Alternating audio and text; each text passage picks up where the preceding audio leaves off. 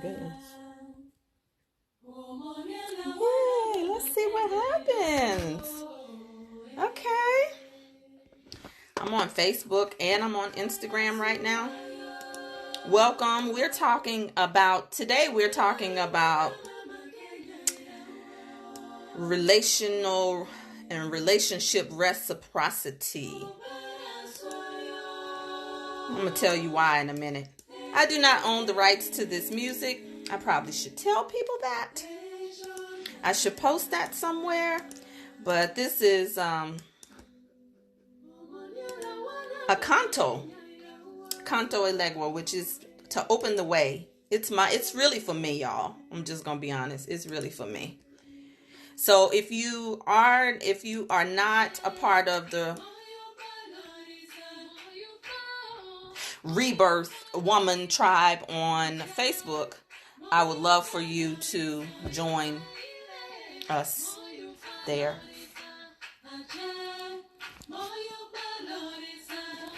I would love for you to join us.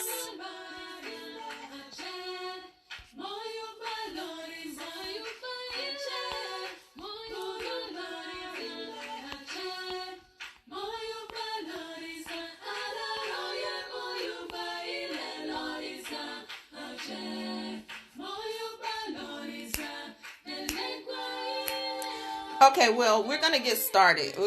I'm just taking a minute to invite folks that's in our tribe. A lot of you all who show up anyway. Just want to say thank you in advance for showing up every Monday. We're going to talk about some of this stuff that sometimes shows up as rejection, abandonment, comparison.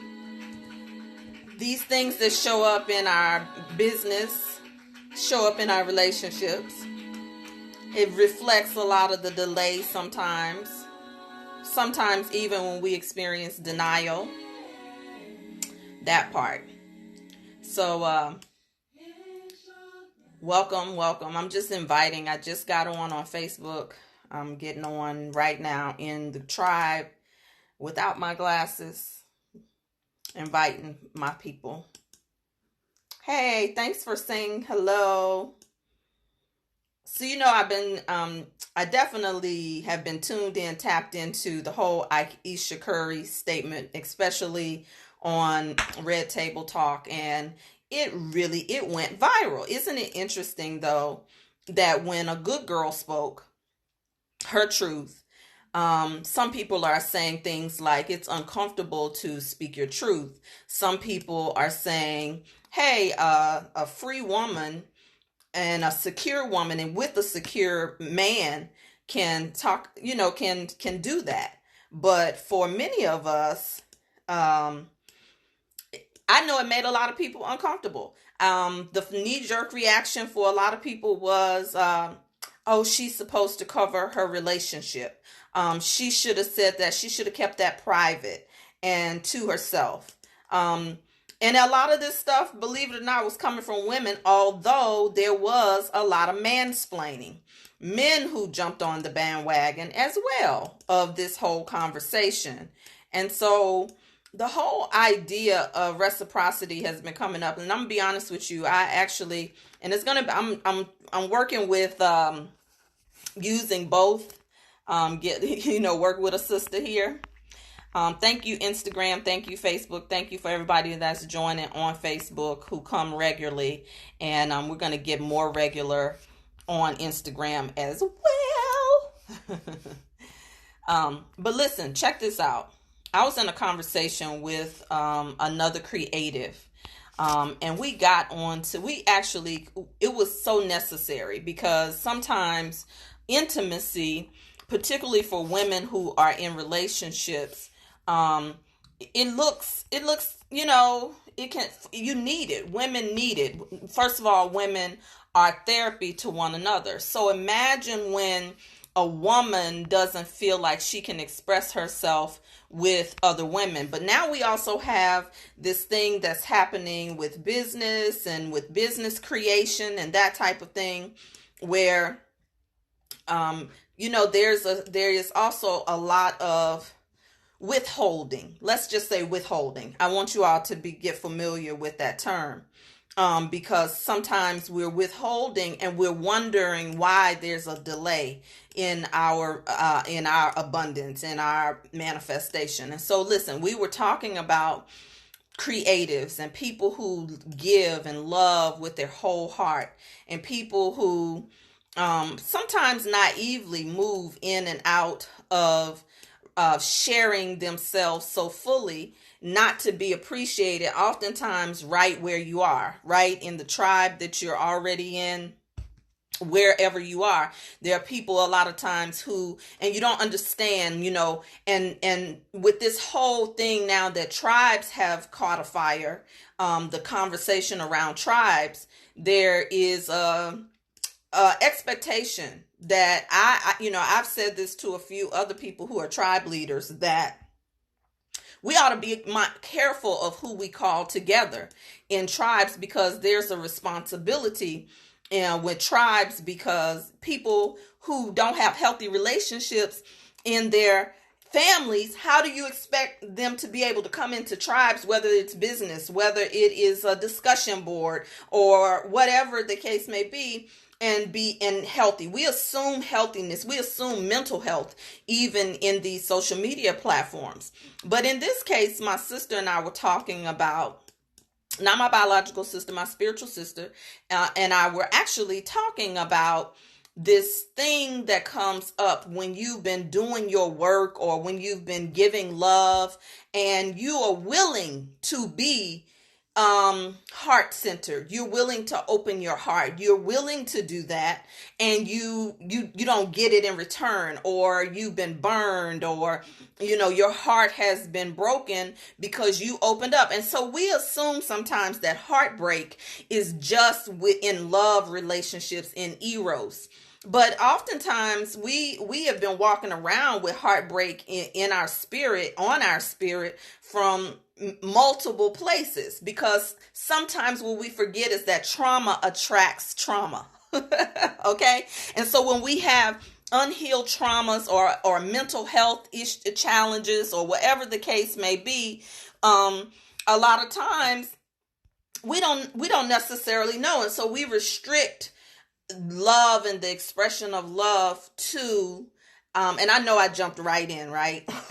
we restrict it to eros. Whenever most of us hear the words intimacy or pleasure, then the first place that we go with the idea of intimacy or pleasure is sex.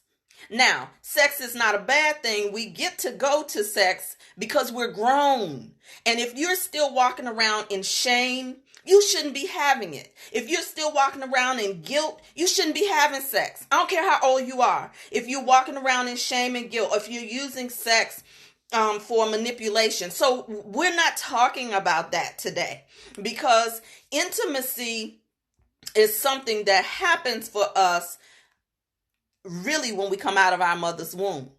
And if we don't get a chance to know intimacy in the bonding process of our maternal connection, then do you know that there's something right?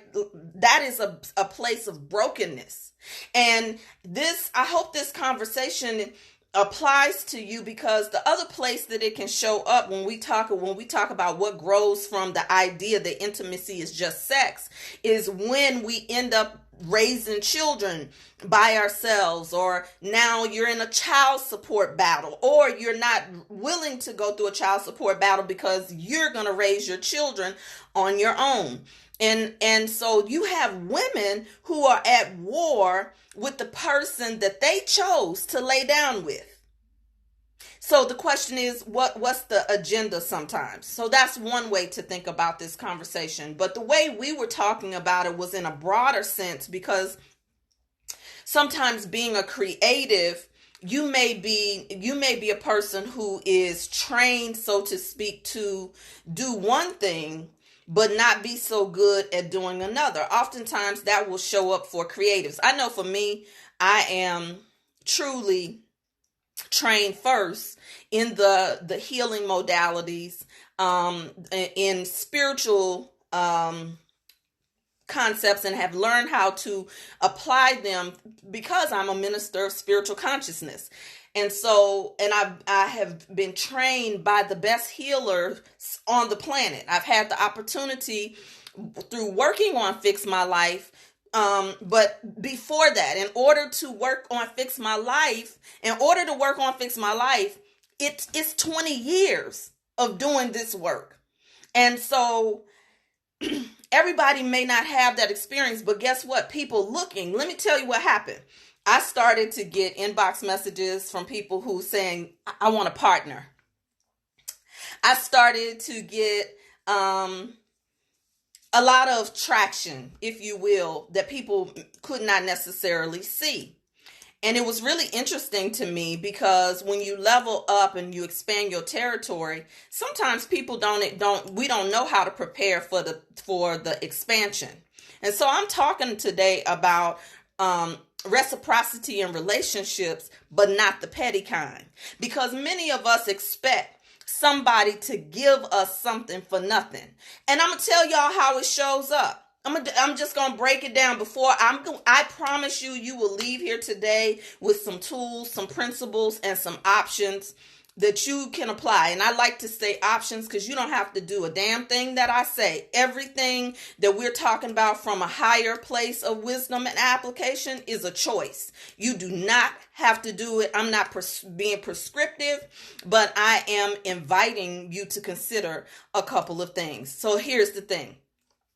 We were talking, right, about how people don't necessarily know where you come from in terms of on your come up. They don't know they never saw you when you were down. They never saw you when you were struggling, trying to figure it out in the background. They only, if people are focused on your come up, right? Or what you're doing. I had a friend say to me, oh my God, you're blowing up and Atlanta must be a really good move for you. But this is someone that wasn't really in touch with me, wasn't checking for me. And so how do you know? You know what I've already been doing, right? Some people thought I applied for my position with Fix My Life, not knowing that I had been a practitioner with the Yama for 20 years, okay?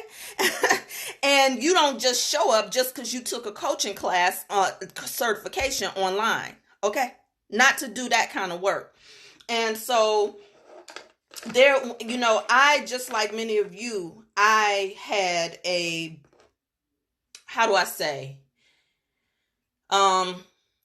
I had an employee mindset when I came into this work. Even when I first started, I kept a job for a very long time.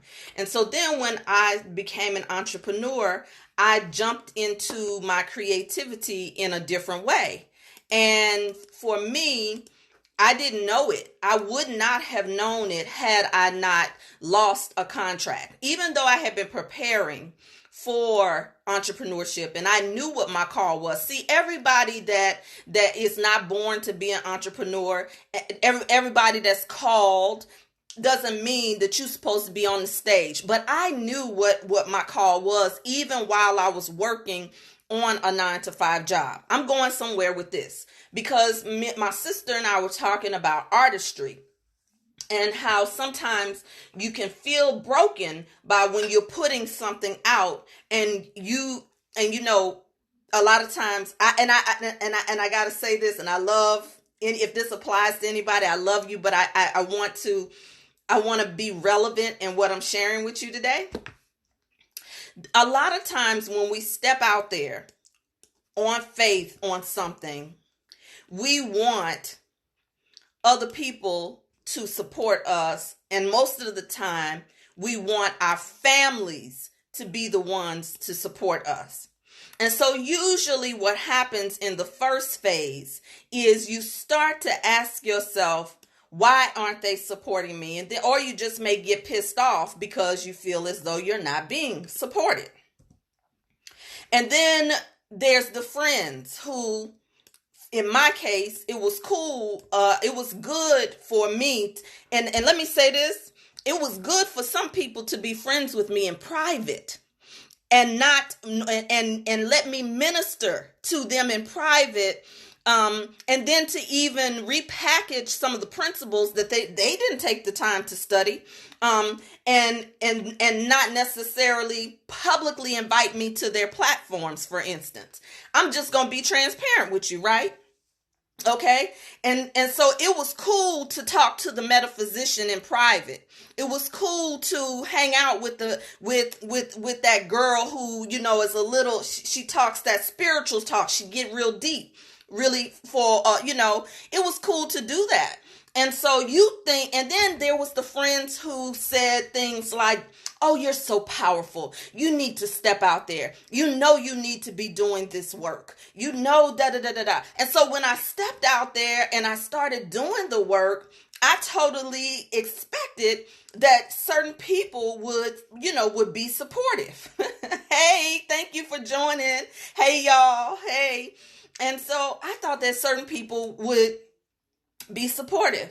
And let me tell you, entrepreneurship, I don't care how many courses you take. If it's not in your blood and you've been taught to think linear, there's a place that in yourself that entrepreneurship will bring you to. Now, I know we're talking and preparing for the theme of intimacy, but the problem is we separate intimacy in our business, in our pleasure, in our love, our sex, and our money, and we wonder why we can't move in and out. We box ourselves in. And I know that there was a part of me that was boxing myself in, but I'm going somewhere. Check this out. So, I've written a book. And of course, I have been supportive. Tremendous people showed up in the snow in Washington, D.C. to support my book. Okay, you with me? And there are there are people in my family who I just gave the book to. But there are some people who are bloodline family who haven't purchased the book. Am I mad? Absolutely not. Why? Because I've been in business for a long time talking about reciprocity in relationship, not the petty kind. Because there's a temptation where you can either feel defeated, you can feel upset, you can feel even broken. You can feel like it's not working, because that is the thing sometimes when we become spiritual that we begin to say, it's not working. I've been practicing those principles, but it's not working. And it doesn't matter how long you've been working them. It doesn't matter how consistent in your mind. It doesn't matter. You do something for 2-3 days, maybe 1 week. And if you're not getting what you want, you'll say it's not working. Trust me, this does show up in our relationships. This does show up in a business, because see, we have been farmed. We have been right. We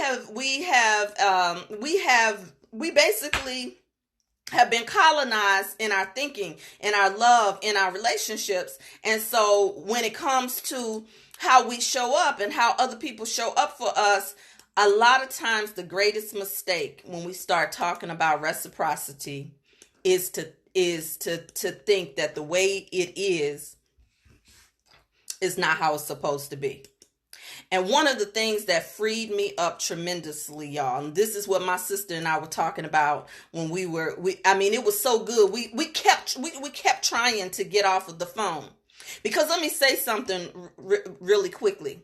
When you're in high integrity relationships, when you are a high integrity woman, oftentimes you will not discuss and talk about certain things if it sounds petty, if it sounds like whining. But that's something called overcorrection, because sometimes you need to be able to have a space, a safe space, to be able to go to be able to talk about certain things. But when we got to the point of understanding, listen, I've worked for mayors. I have VIP. I'm used to having VIP access to certain things and doing certain things. But then sometimes when you enter into a new realm, you got to start over brand new. You can relate to that if you've ever been divorced, if you had to start a new job, you went into a new industry. Come on now. We're talking about intimacy. But there are certain words like intimacy, vulnerability, and heart-centered that a lot of people think is supposed to be reserved for at home, because some folks who come from the rah-rah type teaching of sales, and the rah-rah type teaching of well, sometimes you just got to clean your space, and you making a post or announcement. I'm cutting friends off my list. I'm dropping friends, and so you'll do that, and you think you're doing something. But what if you were supposed to experience that rejection in order for you to be redirected?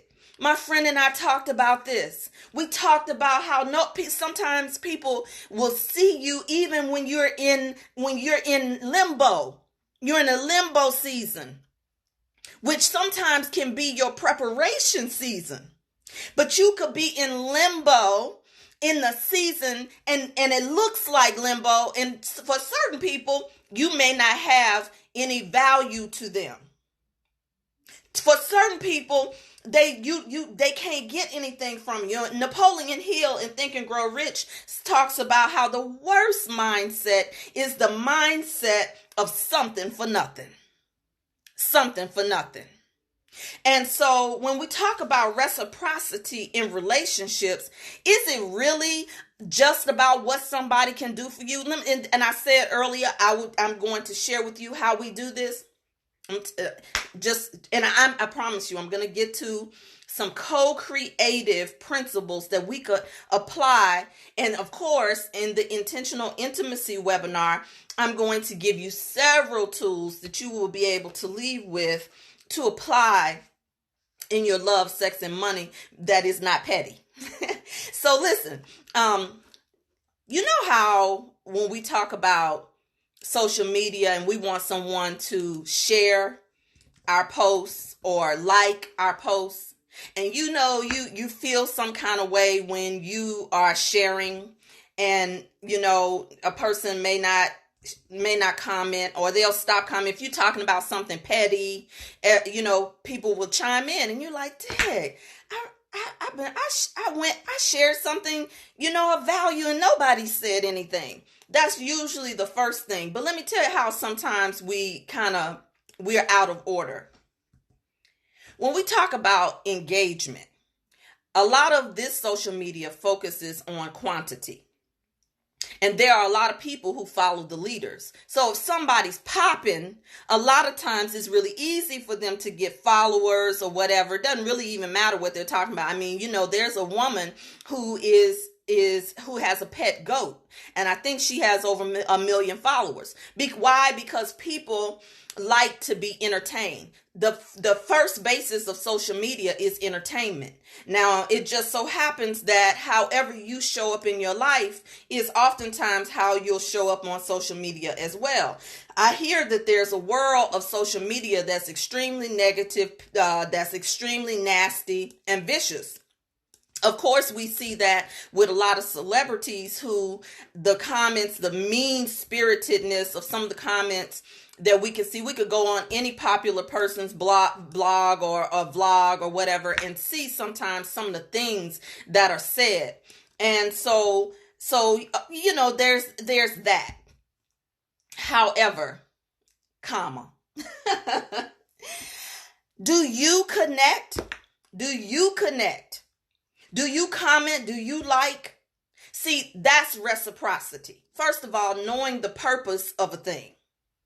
So if entertainment is one thing and engagement is another, do you engage? You want to be engaged. You want to be seen, but do you engage? Do you like? Do you share? Do you comment? Because support doesn't always mean that I'm necessarily, I understand I'm not for everybody, right? I understand that some people may not even understand my language. I understand that. Now, I didn't at first. Because I thought the universal wisdom, I thought spirituality, everybody, because that's the kind of stuff we are always talking about we want to be. That's all the kind of stuff that we always talking about what we want to do. But honey, please, child, please. You got to convince people most of the time to do their own work.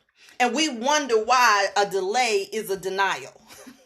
Sometimes the delay isn't denial, not because God don't want you to have it. It's because you don't want to have it. Because you got to show up differently.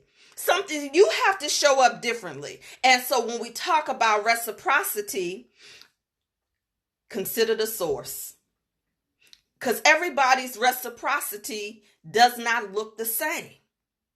For some people, reciprocity is only an exchange of value. I invite you on my platform, you invite me on your platform. That's if that's how that person is, that type of entity is, you get to choose. You get to choose. Now let's talk about reciprocity in sex. A lot of times women who have children, women who are, let's just say, comfortable. And when it comes to sex, for instance, if your mindset is still that sex is to keep somebody, get somebody, and that your sexuality is not an expansion of your creativity and your ability to call forward with another being with the most sacred and divine energy on the planet, sex energy. If you don't have that kind of understanding and relationship with your body because of shame, because of molestation, because of guilt, because of trauma, then you may still be one who believes that sex is for the man, if you're a woman, because I'm just talking from a heterosexual woman's point of view. If you, whatever your sexual expression are, whether it is bi, poly, uni, whatever your sexuality is, it's yours. But are you comfortable with it? And so when we talk about reciprocity, a lot of sisters do not tell the truth and admit that a lot of times you are still engaging in sexual relationships, wanting something for nothing, or having an agenda. And that's how come, it's all kind of crazy love out here. All kind of crazy. And that's not really love. And that's not really intimacy.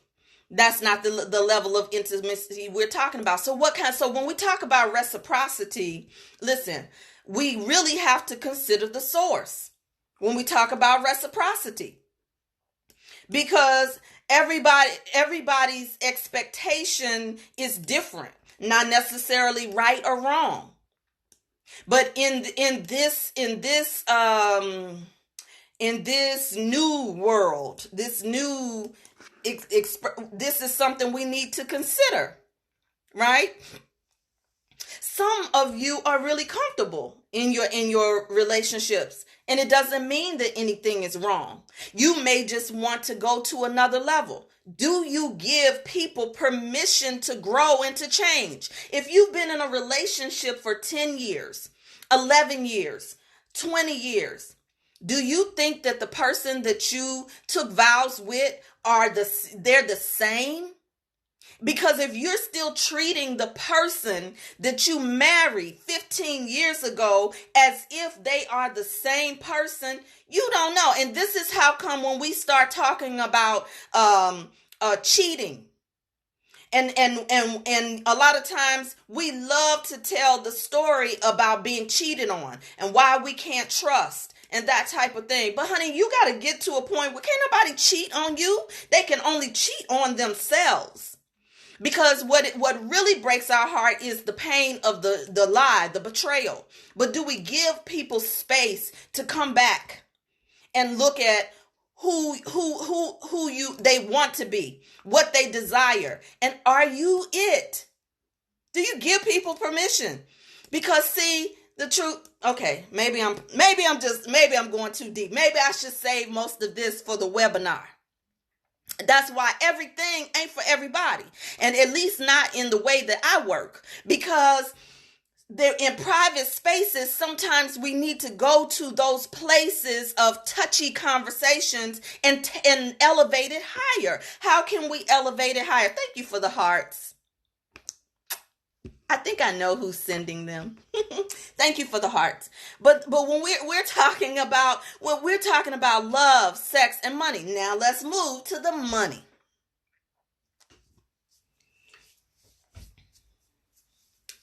This is where I want to talk about self-worth. And this is where me and my sister were talking in the realm of money and manifestation.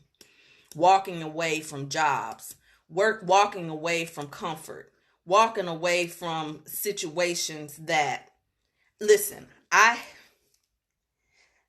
remember when I left my first marriage.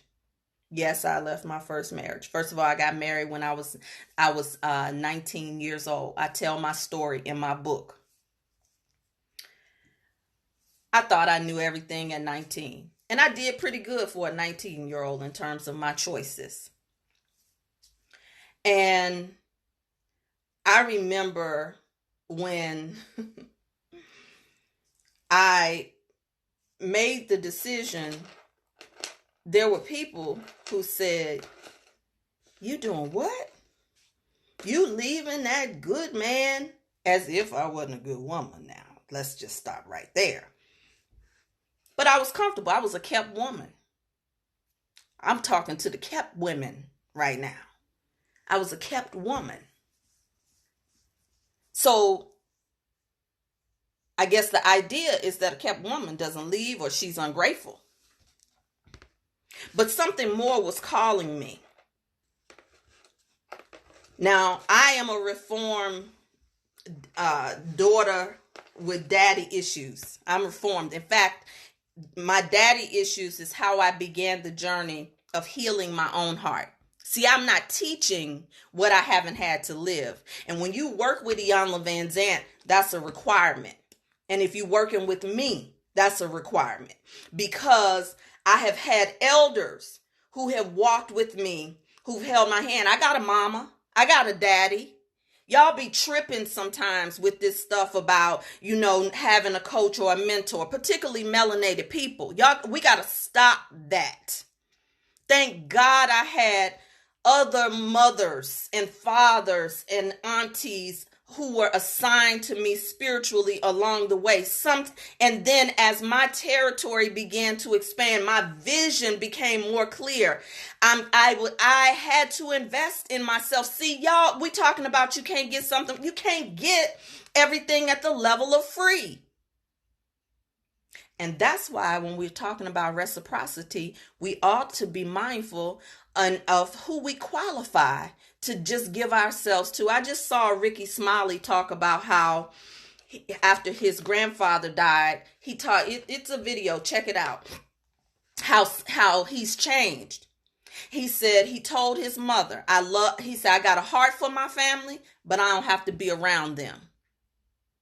This is reciprocity. He said, because I'm no longer going into spaces where I know that I'm being talked about, where nothing I do is celebrated. And he said, and he wasn't talking from an ego place. He was saying, if you can't say it to my face, I wrote about that in my dissertation too for my degree.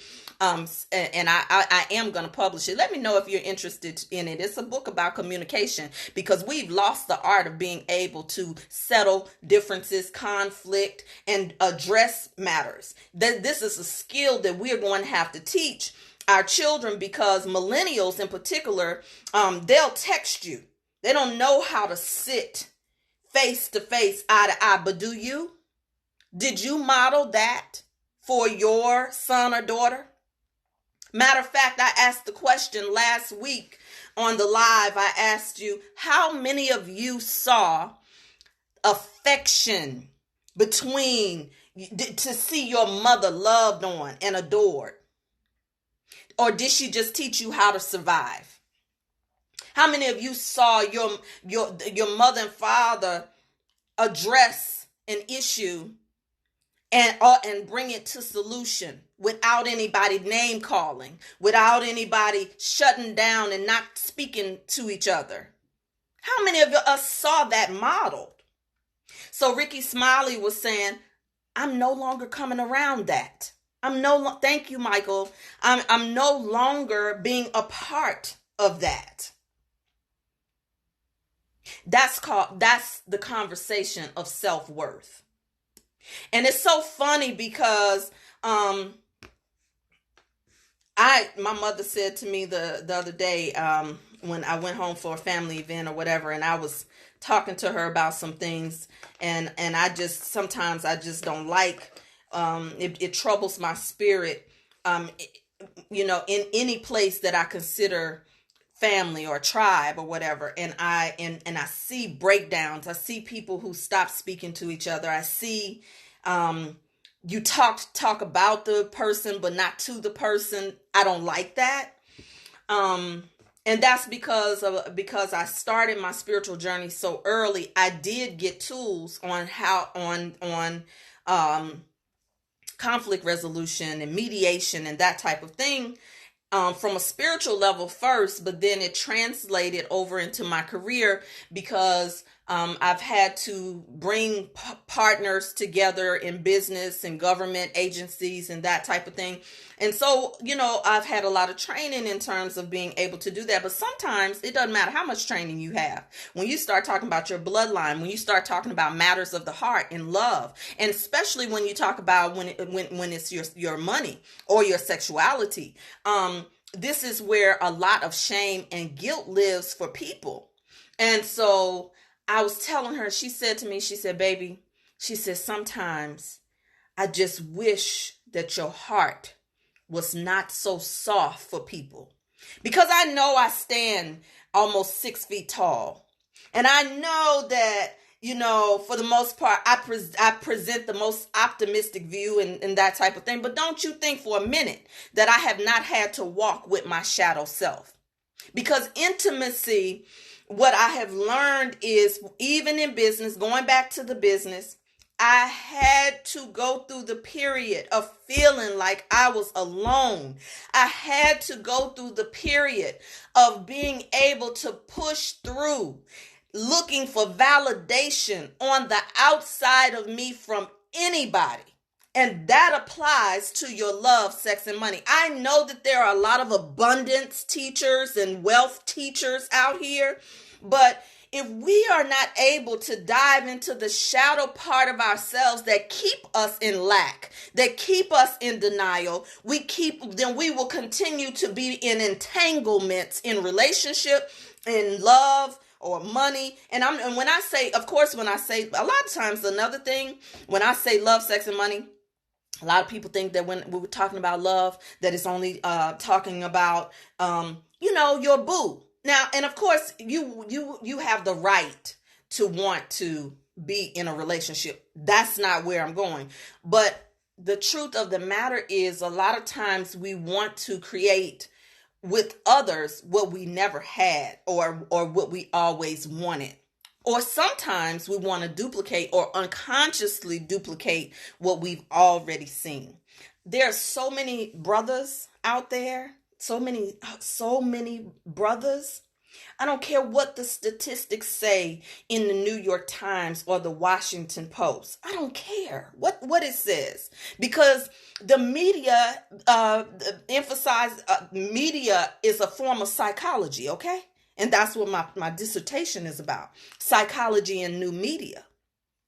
And a lot of times we're walking around quoting statistics about things that don't have anything to do with us. And so when you start quoting statistics and you accept that as your truth, then guess what? The Bible says,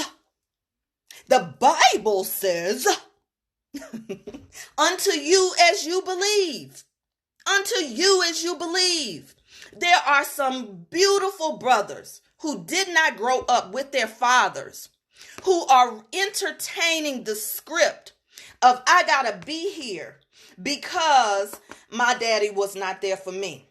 So I gotta make sure and some of them men are staying in unhealthy relationships and being manipulated by the fact of what they didn't have. But honey, it's mighty sexy when a man starts to do his healing work. But I always say to sisters, when you say you want an enlightened man, what are you doing to enlighten yourself, to be in position, to first of all be able to even recognize each other. Because I will say this with all due respect, a lot of times it is the most sanctified of you who run from doing the work. And again, maybe I should save that for private spaces. Because that was about to be an ouch statement, okay? And trust me, I'm not editing. I'm just using discernment. Again. So let me give some value. Okay? I set it up. You all know where we are, right? You know where we are in this whole conversation around reciprocity. Y'all with me? Y'all all right? I got to do a better job of making sure that you know when the lives are, but that's okay. You can also join my YouTube channel, ReBirth by LaTanya Taylor. It's a whole library up there. Reciprocity is the practice of exchanging things with others for mutual benefit, especially privileges granted by one county or organization to another. Now, see, I like words, and I'm a former English teacher, so therefore there's a part of me that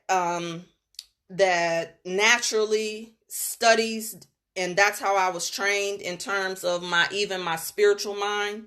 And so a lot of times we're using terms in everyday relationships that really do not apply to our humanity. Sometimes we're using words that apply to law, to business, to government.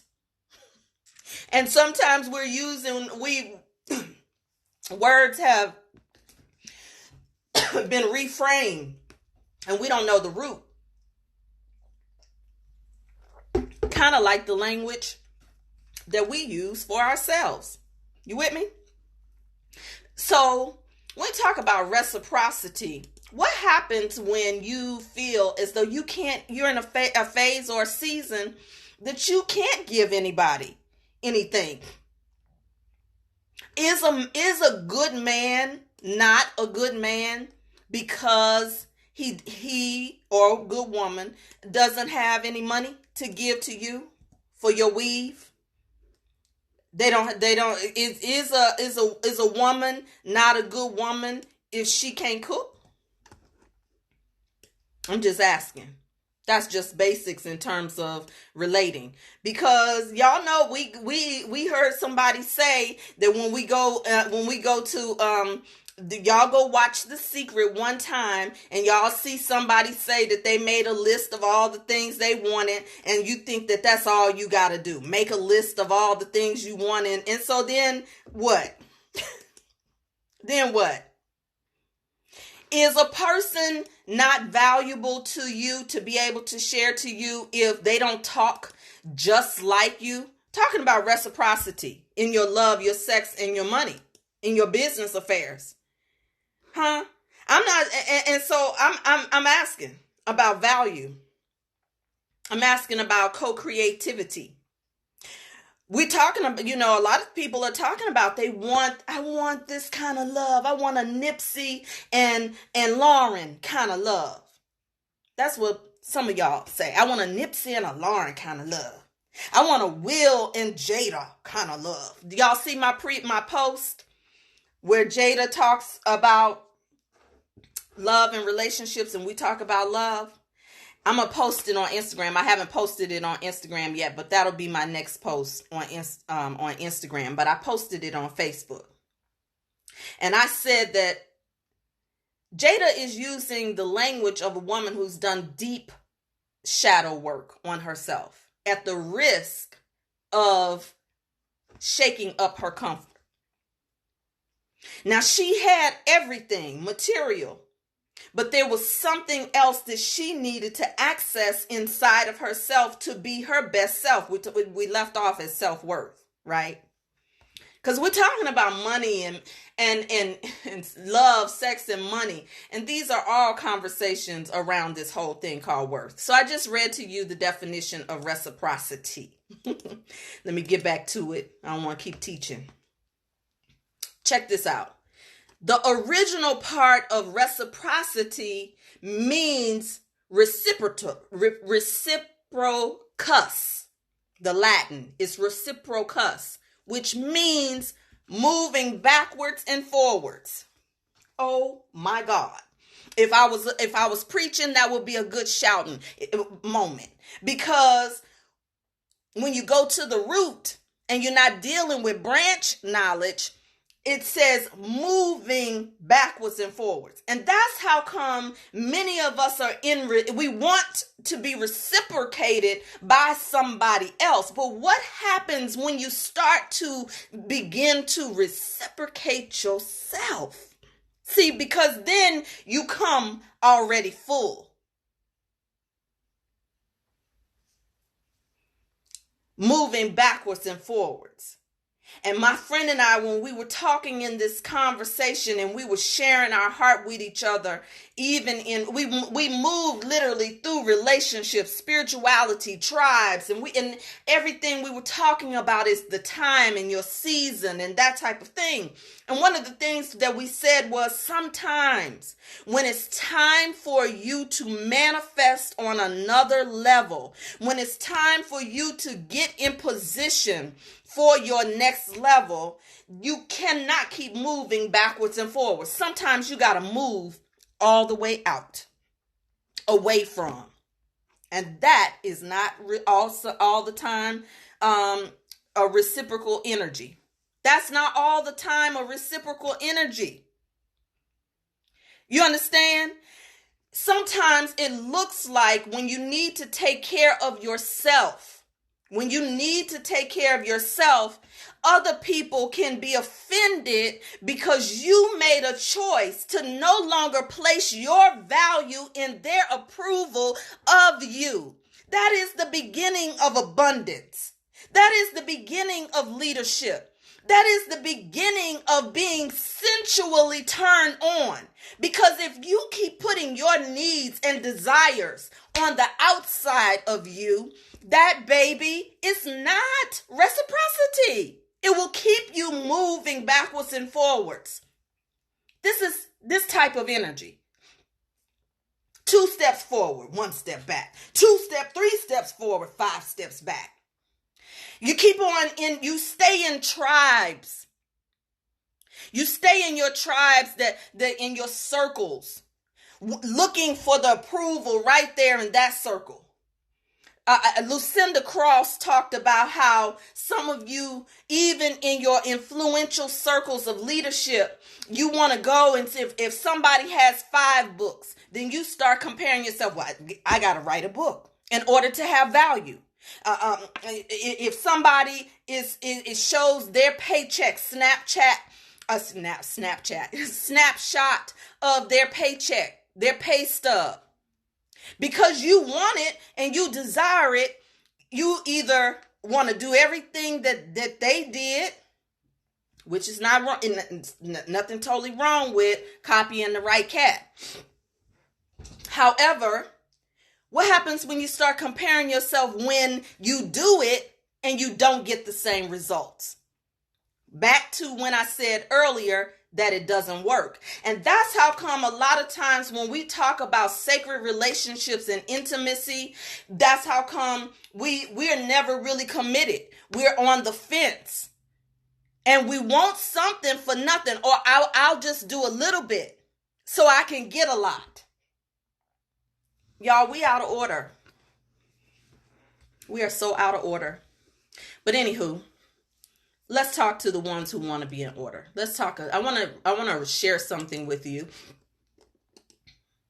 Want to go a little higher. Okay? Share a little something. These are some of the things that we're going to talk about in the Intentional Intimacy webinar. Okay? Have you all ever heard the term codependence? Because a lot of times what we are talking about in terms of equity in relationships is really codependence.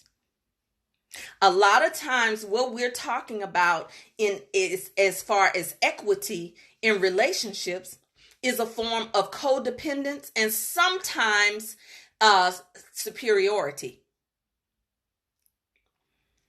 Just because a man has a penis, that does not make him the head of necessarily the household. I'm just saying. But if a person is coming in with that kind of consciousness, the woman included, then of course you think you'll be on board with that. That's another conversation, right? So listen, let me get back to it because I want to talk to you about that codependence. You know, some of us have not really looked at codependence because the origin of codependence was a term used in alcoholism. That's when it was first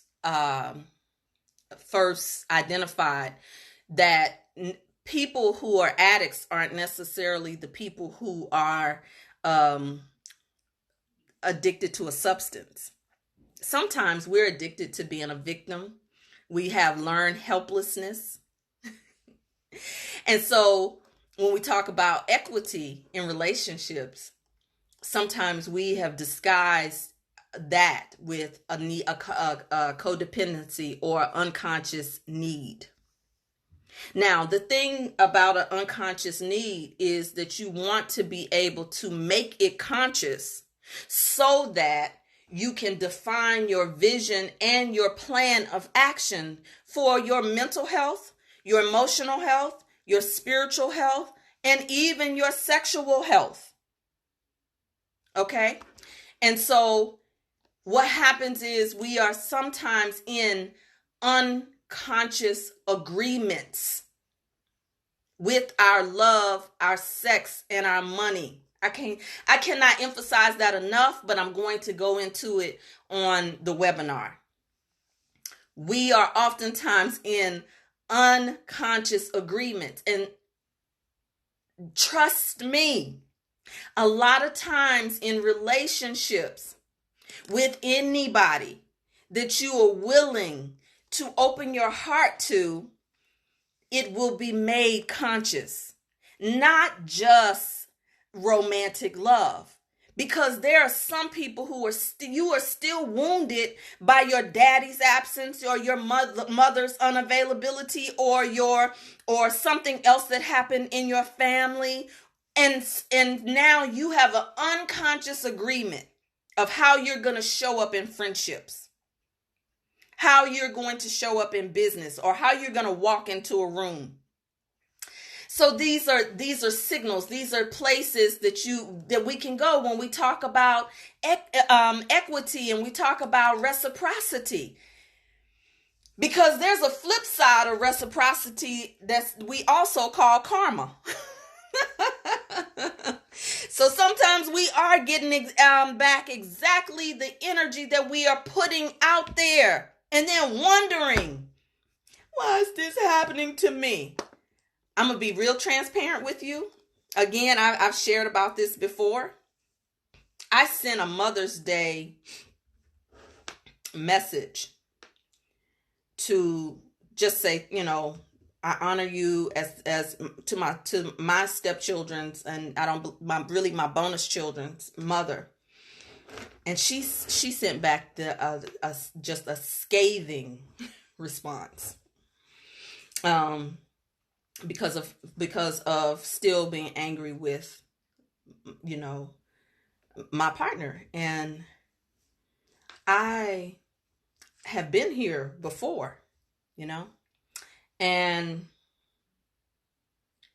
I sometimes have made the mistake of thinking that I could love people to wholeness or to see the opportunity of the good, and then that's what my mother was talking about in terms of my soft heart. What she's talking about is my empathy, being an empath. But do you think that that's gonna stop me from being the love that I am? Now, I know women are out here in these streets fighting each other. Babies, mamas fighting the current woman. There's some of you women who are withholding your children from men. Tell the truth and shame the devil. If he's not paying child support, or if he's not with you, that's an entanglement, and it's very damaging to your children. Very damaging. And some of you are products of that. So therefore you continue the cycle. And you out here in these streets talking about prosperity, about love, about leveling up. But we're out of order, because the ability to be intimate when there's nobody watching, vulnerable, open-hearted, the payoff comes not oftentimes from the object of what you want something from. Okay, so I talked to you about codependence. I want to keep going. But I want to say something about codependence, because we come here to a degree very codependent. On most of us, if you have not been breastfed, love, we come here needing love. It's a powerful force. And so in that process, if you have not experienced a healthy love very early on in your life, it affects every bit of how we see the world. That's why I teach on love, sex, and money. Because these are gateways, and I couldn't exhaust it enough. And that's how come every topic that I'm talking about, I show you, because we have been so disconnected as a culture to this idea of what love, sex, and money. So when we're in unconscious agreements of codependence, we stay locked in unconscious patterns that need to be made conscious in order for us to really break through. And so when we talk about dependency and codependency, I'm going to go into that in the webinar. And honestly, let me tell you something. A lot of times the need for approval outside of yourself is really just an extended need to be in control and also to be safe. Okay? And so let me close out with a couple of other things. One of the things that we have to learn how to do is be able to be a neutral observer of our experience. And two, be able to be a neutral observer of our desired outcome. There's a universal law called the law of detachment, and it goes hand in hand with the law of attraction. Not a lot of spiritual teachers teach on the law of detachment enough, because many of us are so attached to the thing that we desire, or the thing that we don't want anyone to see or to know about, that the idea of detaching scares the shit out of us. And so what happens is we latch on, just like the codependent. And it's scary to let go, one, of your need to be right, or the fact that you think that you have a need at all, or the need that you think you need, you